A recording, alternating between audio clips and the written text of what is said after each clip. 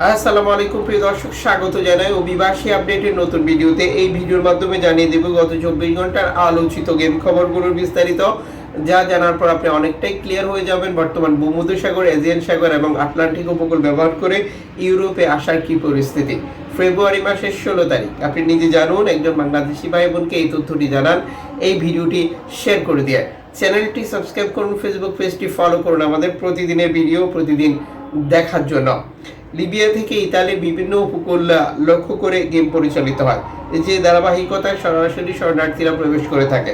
Sicily কর্তৃপক্ষ গত কয়েকদিনের মধ্যে তৃতীয় একটি মৃতদেহ উদ্ধারের নতুন একটি তথ্য প্রকাশ করেছে, যেটা 15 ফেব্রুয়ারি রবিবার সকালবেলায় এই মৃতদেহ শনাক্ত করে এবং উদ্ধার করা হয়েছে।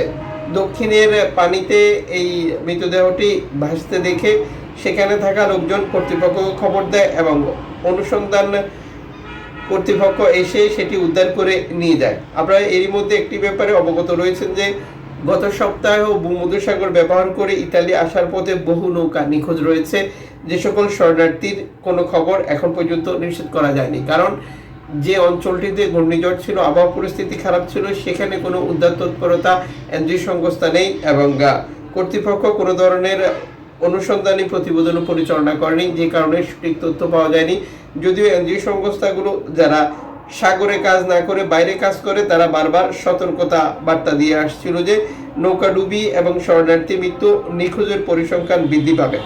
আপনারা এরই মধ্যে অবগত রয়েছেন যে ইতালি কর্তৃপক্ষ কঠোর অবস্থান নিয়েছে, যে কারণে এনজিও সংস্থাগুলোর কার্যক্রমে বাধা সৃষ্টি হবে, নৌকা শরণার্থী উদ্ধার সহ আরও নানান জটিলতা।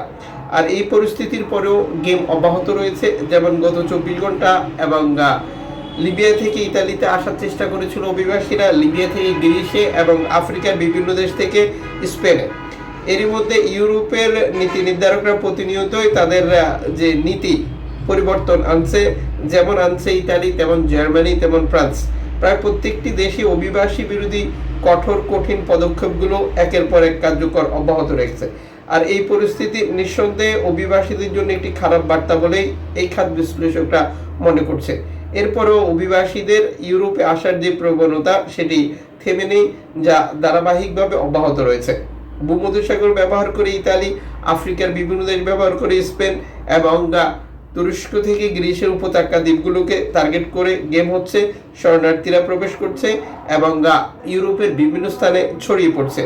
আর যে ধারাবাহিকতায় ভূমধ্যসাগর, এজিয়ান সাগর এবং আটলান্টিক উপকূলে প্রতিনিয়তই নৌকাডুবি, মানুষের মৃত্যু হচ্ছে, এক দেশ থেকে আরেক দেশে, মানে এক বর্ডার থেকে আরেক বর্ডার অতিক্রম করতে গিয়েও এই ঘটনাগুলো ঘটছে, আর এটি অব্যাহত রয়েছে দীর্ঘদিন থেকে।